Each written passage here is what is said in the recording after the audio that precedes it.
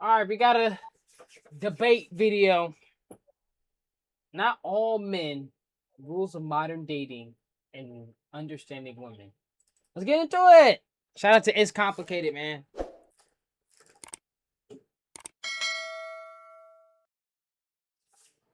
What is the meaning behind the phrase "not all men, but always a man"? Not always a man, but usually a guy. So when something dangerous happens, it's not always a guy, but usually it's a man.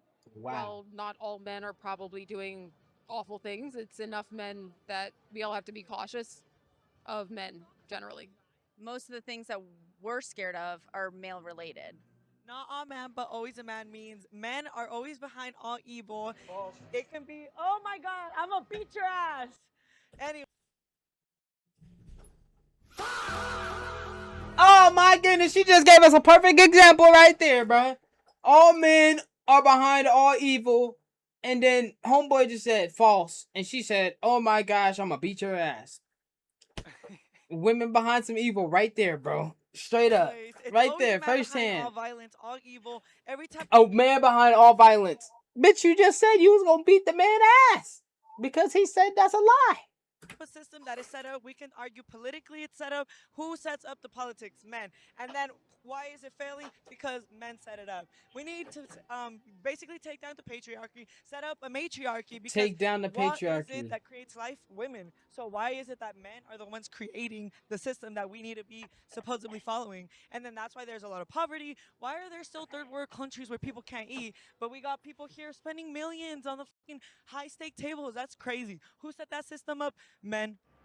When Set people that say "not system all up, men, but man. always a man," what do you think that That communicates girl, to men that who've lady never might be harmed actually anyone? cooked, John. They're grouped into a thing, but every single person's grouped into a category, whether we like it or not.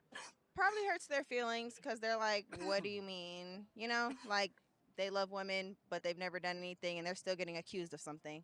I think it means they need to be mindful and cognizant that even though maybe they haven't done something, enough men have that women have a very reasonable, caution and hesitance with men generally because the statistics really are against us in that way.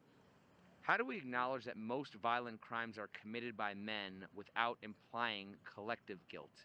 By looking at statistics. If 80% of Statistics? violent crimes are committed by men, does that mean that 80% of men are violent?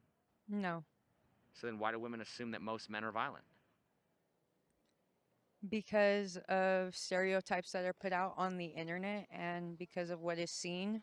I mean, for me personally, I think most women have been affected by a man in their life. And so I think after a threat happens, it just poses every man as a threat. Like you just want to protect yourself. Every Inherently as woman has human. somebody, a man that's Do you been see a threatening difference in their between life? pointing It's out crazy. statistical trends and making broad statements about an entire group?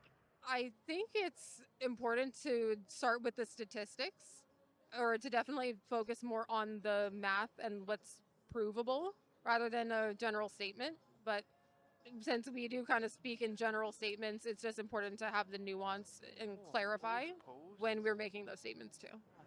If we use that same kind of phrasing about race or another identity group, would it still feel acceptable? If we use that, oh, no, it would not be acceptable, Ha which is ha. kind of crazy to say, but it wouldn't. So why is it Ha okay for women to be sexist but not racist? ha. Ooh. Honestly, I don't agree with women being sexist because that's the same reason of saying why can women be gay but men can't be gay.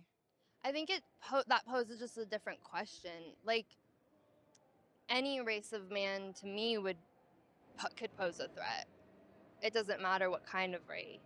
I don't agree with that women should be sexist or racist. But I think it's also still a bit different when we're talking about other marginalized groups that have, actually been through some pretty, historically different things than men committing violent crimes, I would say. But yeah, there's some different, things going on with those two things. Why is it okay for women to be sexist but not racist? I think there's a whole other like sub conversation on racism that needs to be addressed with that, but I don't really know if sexism applies the same way as it does with women as it does with men being sexist towards women. Why is society Huh? more concerned with men being feminized than with men being demonized?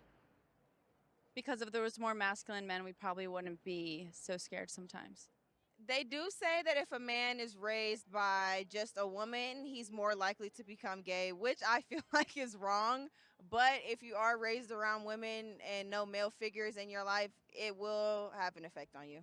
I feel like men are more feminized than they are demonized nowadays. I don't feel like a lot of men are demonized. I think more so it's women finally being able to tell the truth. Wouldn't saying that not all men, Tell but the always a man, truth. be demonizing men? No, I don't think so. I mean, it's stating the truth. I mean, most of the times when it is, a violent crime, it is a man. Where do male victims of violence, abuse, or sexual assault fit into this conversation? There are male victims. The percentage is low, but it does happen. And again, people just Oh, hell nah. She out here hating. Talk about the percentage is low on the male victims, but nah, but acknowledge she the, hella just downplaying because that shit, females are bro. viewed as smaller and weaker and just less capable. What role do factors like upbringing, environment, or mental health play compared to gender alone? I think it's like 75%. Can you elaborate? What do you mean by that? I think that like your mental health and your upbringing is like 75% of like if you become a psychopath or a like perpetrator. Someone's like inner experiences, like the things that made them who they are, the trauma and everything, that has much more to do with how they respond to things than their gender, I would say. I think it plays a huge role. I mean, if a woman and a man were both brought up the same way, let's say they were both abused or they were both, taught that violence is the answer, then they're both going to commit violence. I don't feel like it's a gender thing. I do feel like it is, an uprising thing. And unfortunately, men are raised different than women are raised, and sometimes men are raised more violently. Men should learn how to kill people and be able not to do it when it's not required.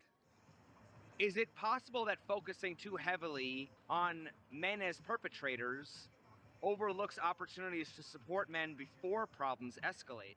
Absolutely. I think that a lot of what I see on social media is blaming of men right away. Like the Very social quick. programs that support like children in general like are like underfunded, and I think that's low key like what like perpetrates people to become psychopaths. We mentioned that it was a man and that what they did was horrible. You reach out and you try to help them. I think a lot of times they don't want the help, but I feel like giving them the opportunity to get help and to fix the way that they are is a really good outlet for them. Focusing on men as perpetrators is a byproduct of this larger thing that's been going on. So it's a consequence of like the statistics, I guess, and the probability of women getting hurt. Does a woman's fear of men automatically mean she's in danger? No, So why do so many women walk around in this state of perpetual fear? because men occupy extremes. I mean, being a Oh. female, you're walking down the street, It's a you good answer. automatically grab your purse tighter when it's a man walking past you versus a female. I don't fear men, so I Really? can't answer that. Why do you think Ooh. it's often framed that way? I think that there are women that are not strong and independent sometimes, and they put the pressure on the men and then blame the men for when things, I think everybody's equal. Are men more likely to be protectors or predators? I feel like they're born to be protectors, but sometimes their environment makes them be predators. Aren't most cops and soldiers men? Yes. I don't know that current statistic because I know a lot of female cops Girl. and military. Aren't most Girl. cops and soldiers men? Yeah, a lot are. I know some females. So wouldn't men Some. be more likely to be... Girl. I guarantee you the police force, military force probably has maybe 25% women in there. protectors? That's being There is generous. a higher percentage, yes, I do agree. So why is the phrase not all men but always a man often used to portray men as predators but rarely used to acknowledge men as protectors? I guess because a higher percentage are put in those roles, but I'm not sure why women are not filling those roles? Because women are a-holes. And women nowadays, because we got our rights, we think that we don't need men. We don't think we But need that's men. not the truth. But the question is, do you want men? Yes, I do. I feel like life is so much easier with a man. Because at the end of the day, a woman, when she's doing everything by herself, she's gonna realize that she wish she had help. If men are blamed for building society, why aren't they ever credited for anything good in society? Like what? Give me an example. What's good that they've done? Oh, I mean, running water, electricity. Running water, God created that. The universe, the world, Plumbing, water. indoor plumbing. Man indoor plumbing. created water? No, indoor Are you plumbing. serious? Indoor plumbing. Indoor plumbing? Yeah. Oh. Shut You up. guys didn't create indoor plumbing. How about airplanes? Men invented Okay, airplanes, okay. Men and women both do a lot of creations, though. Like, you guys do get credit. You guys get, what, Nobel Prizes, recognition. You guys get awards. You guys get paid. So you guys do get recognition. So that doesn't even... No, you guys get recognition, yeah. Do you think phrases like "not all men, but always a man" help solve the problem, or can they sometimes shut down dialogue? I think it shuts down dialogue. Why? I personally have seen in social media. I saw something today, and that's exactly what it was saying. Was always a man, but again, I think that it's just the higher percentage of the things that happen tend to be, but the women go unnoticed. I think it creates more awareness of the real issue, that it really is not always a man, but it is more likely to be a man. There's plenty of men, even like my dad, who are great men, and I love them. But I've also been hurt by other men in my life. So I think and I think it goes for them as well. Like they've been hurt by women in their life. So I don't think it's fair to put that dialogue on men. Why wouldn't we have an expression "not all women, but always a woman"? Well, because I think often, I mean, even if you look at just cases and numbers, it's usually men. Why is Jack the Ripper a man? And why are most people that get Nobel Peace Prizes men? Because men occupy extremes. How can men be framed as both the cause of and solution to all of society's problems? Because when they were creating the society, they were masculine, and now they're more feminine. How can men be framed as both the cause of and solution to all of society's problems? Okay, because who starts the wars? Men. Why are people going to war and dying? Men. Like, what is going on? What is the problem? Men. And you guys want to say, oh, women can never be in power.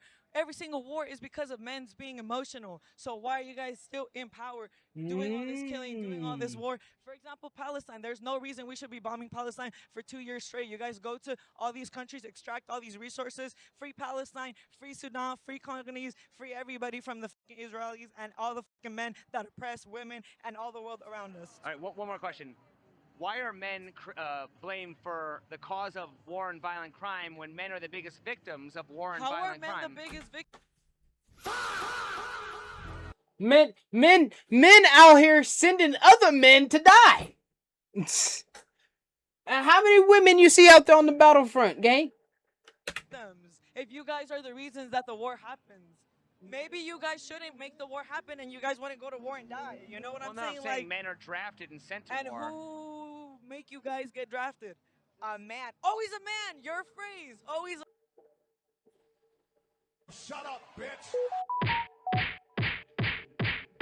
She's a bot. The man. So who's behind NPC. that? Always a man. You just proved your own point. What would a more precise or constructive way of talking about this issue sound like to you? I'm not sure. Social media is so big. I just think that there needs to be more in social media, in public, of the things that men do that are good. And also, not all women are good. I've met a lot of bad women, so. Facts. I'm gonna beat your ass. I'm gonna beat your ass. I'm gonna beat your ass. I'm gonna beat your ass. Anyways. At the end of the day, what kind of messaging actually brings people together to reduce harm rather than divide them?